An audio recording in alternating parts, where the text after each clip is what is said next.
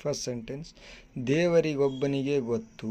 ಇದಕ್ಕೆ ಇಂಗ್ಲೀಷ್ನಲ್ಲಿ only god knows. Only god knows. ಬೇಸಿಗೆ ಮುಗಿದಿದೆ.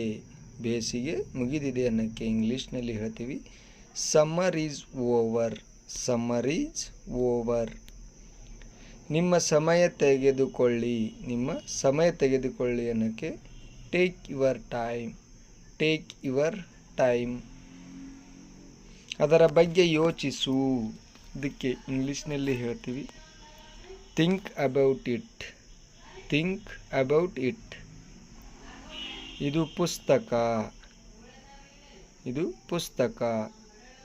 This is a book. This is a book. ಇದು ನನ್ನ ಚೀಲ. ಇದು ನನ್ನ ಚೀಲ. This is my bag. This is my bag. ಇದು ನನ್ನ ನಾಯಿ. ಇದು ನನ್ನ ನಾಯಿ. This is my dog. This is my dog. ನಿಮ್ಮ ಪಾದಗಳನ್ನು ತೊಳೆಯಿರಿ. ಇದಕ್ಕೆ ಇಂಗ್ಲೀಷ್ನಲ್ಲಿ ಹೇಳ್ತೀವಿ wash your feet. Wash your feet. ನಾವು ಸಂಗೀತವನ್ನು ಕಲಿಯುತ್ತೇವೆ. ಈ ವಾಕ್ಯಗೆ ಇಂಗ್ಲೀಷ್ನಲ್ಲಿ ಹೇಳ್ತೀವಿ we study music. We study music. ನಾವು ನಿಮ್ಮನ್ನು ಕರೆಯುತ್ತೇವೆ. ನಾವು ನಿಮ್ಮನ್ನು ಕರೆಯುತ್ತೇವೆ. We will call you. We will call you. Next, ನೀ ಎಲ್ಲಿದ್ದೆ? ನೀ ಎಲ್ಲಿದ್ದೆ? Where were you? Where were you? ನೀವು ಹೋಗಬೇಕಾಗುತ್ತದೆ. ನೀವು ಹೋಗಬೇಕಾಗುತ್ತದೆ. You have to go. You have to ಗೋ.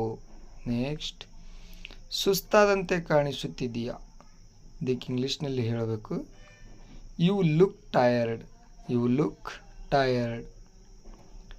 ತಮಾಷೆ ಮಾಡುತ್ತಿದ್ದೀಯಾ? ತಮಾಷೆ ಮಾಡುತ್ತಿದ್ದೀಯಾ? You are kidding. You are kidding. ಮನುಷ್ಯ ಕೆಲಸ ಮಾಡಬೇಕು. ಮನುಷ್ಯ ಕೆಲಸ ಮಾಡಬೇಕು. A man must work.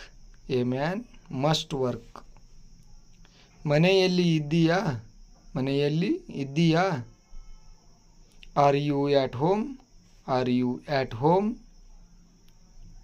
ನೀವು ಹುಡುಗರೇ ಸರಿಯೇ? ನೀವು ಹುಡುಗರೇ ಸರಿಯೇ?